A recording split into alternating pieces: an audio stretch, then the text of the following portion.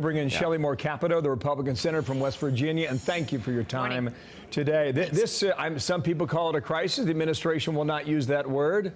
What do you call it?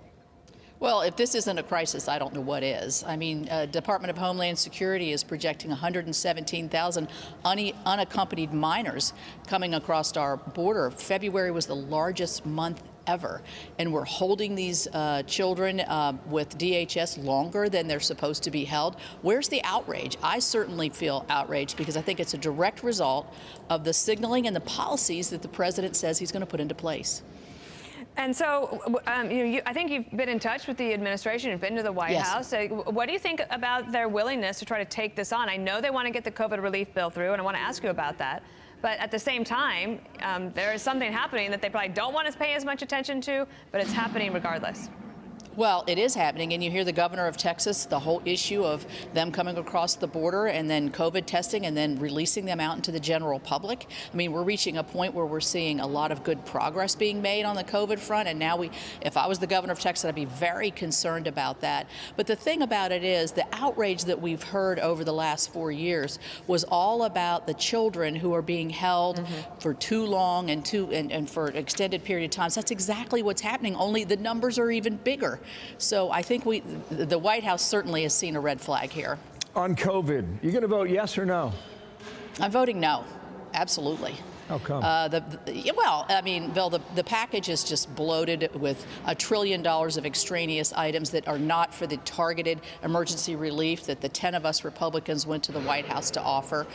We see the numbers today. The economy is recovering. More people are working. There still is a lot of help to be done, and certainly on the health side and on the unemployment side. We were willing and ready to go there, but when we have all these other things in there to the tune of $1 trillion, that's a non-starter for me.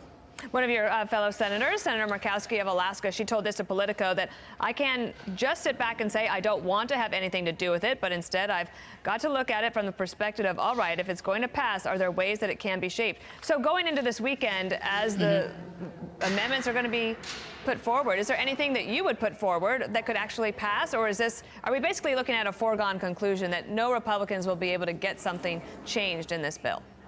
I don't think we're necessarily on the amendment process looking at a foregone conclusion.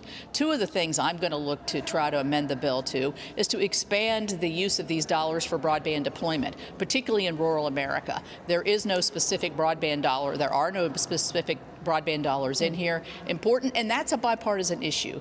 The other thing is infrastructure. We're getting ready to do a big bipartisan infrastructure package. Let's use some of these dollars to fill that gap that we always have with the gas tax to pay for this. And so I think there again, another bipartisan issue. I mean, I'm not pie in the sky here to think that everybody's going to, make these changes, but if we can improve it, I think we should. Just a couple of things, sharp questions here. Will any Republican vote for the $2 trillion bill, do you think, in the Senate, yes or no? I think yesterday was a good indication that no Republican will vote for it, but if that's the case, I think you don't know at the end. Yeah, I apologize. On which bill, or what is the first bill under this administration where a Republican senator will vote with Democrats? Well, that's the big disappointment here, Bill, because we've had 5 bipartisan COVID packages. This was the perfect bill to demonstrate to the country that we can and will work together, and we have, the best intentions to try to solve this pandemic issue. So this was where we should have joined together.